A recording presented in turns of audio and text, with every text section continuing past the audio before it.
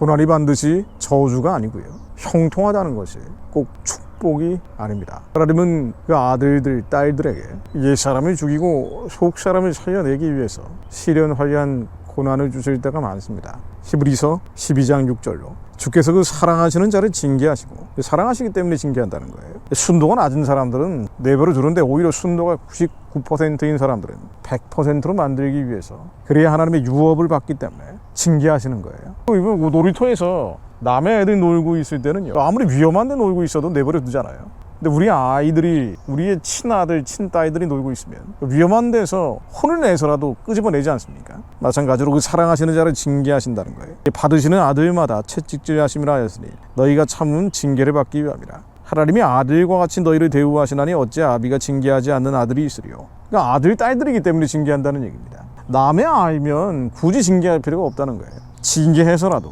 바로 주님께 데리고 오기 위함이죠. 영이 자라나게 하기 위함이에요. 영이 자라나야 새하늘 새 땅이 열렸을 때 주님과 더불어 영원한 생명수 샘물을 값없이 마시는 자가 될 수 있기 때문에, 무릇 징계가 당시에는 즐거워 보이지 않고 슬퍼 보이나 후에 그로 말미암아 연단한 자에게는 의의 평강한 열매를 맺나니, 의의 평강한 열매를 맺게 하기 위해서, 바로 새 예루살렘에 들어가는 자 되기 위해서, 그리스도의 장성한 분량으로 우리의 영이 자라나게 하기 위해서 어쩔 수 없이 시련활리한 고난을 주신다는 거예요. 그러므로 피곤한 손과 연약한 무릎을 일으켜 세우고 너희 발을 위하여 곧은 길을 만들어 저른 다리로 하여금 어그러지지 않고 고침을 받게 하라. 시련으로 다리가 절게 된 거겠죠. 그러나 힘내라. 세상 끝날까지 너와 함께 하실 것이다. 우리가 행복을 쫓아가지만은요, 주님은 행복하지 않게 하실 때가 많아요. 시련활리한 고난이라는 게 우리의 행복의 기준과는 맞지 않잖아요. 그래서 행복이라는 것은 바로 세상적인 부족과 결핍을 채우는 거죠. 행복이라는 것은 이교 사상으로 이끌지만 고난은 예수 그리스도께로 인도한다는 말이 있습니다. 독일의 유명한 기독교 소설가예요. 펠릭스 다니 하는 얘기입니다. 행복은 우리를 이교 사상으로 이끌지만 고난은 우리를 예수 그리스도께로 인도한다. 그래서 우리는 행복을 찾으려고 하지만 그보다 먼저 예수 그리스도를 찾으라고 말씀하시죠. 먹고 입고 마시는 문제, 항상 우리는 뭔가 채우려고 하지만, 뭔가 이루려고 하고 취하려고 하지만 먼저 예수 그리스도를 찾는 것이 믿는 자의 첫 번째 조건이다. 마태복음 6장 33절에 나오듯 예수 그리스도가 우리를 통치하시는 것이 먼저다. 영혼과 혼과 육이 모두 예수 다시 오시는 날까지 점도 없고 흠도 없고 티도 없이 되는 것이 먼저다. 그게 될 때 하나님께서 부족도 채우시고 결핍도 채우시고 우리의 먹고 입고 마실 것을 채우실 것이다.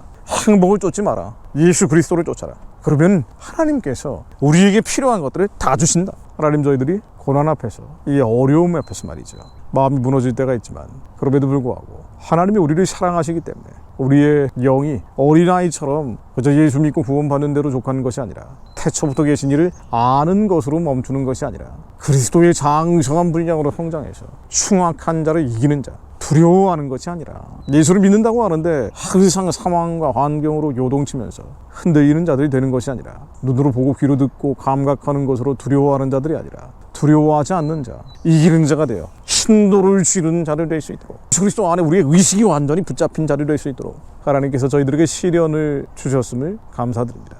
행복은 우리를 이방 종교로 이끌지만 고난은 우리를 예수 그리스도께로 인도해 주시니 감사드립니다. 저희로 예수 안에 영혼에 닫힌 내린 자들 되게 하옵소서. 제가 아는 아주 유명한 연예인이 계십니다. 아니 제가 연예인들 많이 아는 건 아니고요. 아니요, 거의 모릅니다. 근데 어떻게 하나님이 만나게 해주신 유명한 연예인이 있어요. 아마 이름 되면 여러분들 단 한 명도 빠지지 않고 다 알만한 인물인데, 이분이 고난을 많이 겪었습니다. 정말 어마어마하고 무지막지한 고난을 많이 겪었어요.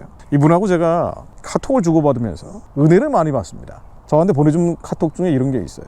대표님 감사합니다. 축복의 비밀을 고난이라는 포장지에 쌓아서 저에게 허락하신 하나님을 찬양합니다. 발끝만치라도 예수님의 고난을 간접 체험하게 하심을 감사합니다. 정말 어려움을 많이 겪었던 사람이에요. 왜냐면 높이 있다가 떨어진 말이죠, 더 아프거든요. 추락하는 것은 날개가 있다 그러잖아요. 그래서 어마어마한 영광을 받다가 아예 처음부터 그런 게 없었으면 모르겠는데 어마어마한 칭송과 존경과 사랑을 받다가 그러다가 무너져 버리면요, 특히나 특별히 잘못한 것도 없는데 무너져 버리면 말이죠, 더 큰 고통, 상실을 겪을 수밖에 없죠. 근데 그런 사람이 아주 오랜 기간 이런 일들을 겪었습니다. 발끝만치라도 예수님의 고난을 간접 체험하게 하심을 감사합니다.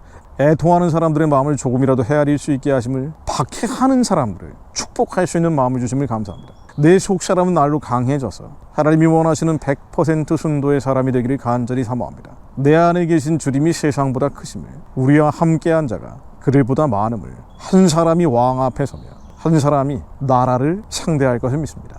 눈에 보이는 것이 이제는 더 이상 영향받지 않고 믿음으로 끝내 기꺼이 이기는 하나님의 자녀로 거듭나기를 간절히 구하겠습니다. 새로운 한 주 강건하고 평안하시기를 기도합니다. 또 연락드리겠습니다. 우리의 상황과 환경은 어떤 면에서는 기도의 응답입니다.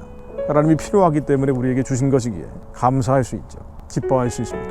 행복을 찾기 위해 안달복달하는 것이 아니라 예수 그리스도를 먼저 찾는 자를 되게 하시어 주님이 주시는 것이 결코 변하는 행복이 아니라 상황에 따라 변하고 환경에 따라 달라지는 행복이 아니라 행복과 불행을 왔다 갔다 하는 냉탕과 온탕을 오가는 그 영원하지 않은 행복이 아니라 주님이 주시는 것은 영원한 평강, 안식임을 저희로 깨닫게 해주시니 감사드립니다. 예수 그리스도 안에서 성소로 지나 예수 그리스도만 붙잡고 주님의 육체의 휘장을 건너 지성소에 머무는 자들 되게 하시어 그룹으로 둘러싸인 속죄소 위에 주님의 영광을 볼 수 있게 해주시니 감사드립니다. 고난이 늘기라는 말을 저희로 깨닫게 해주시니 감사드립니다.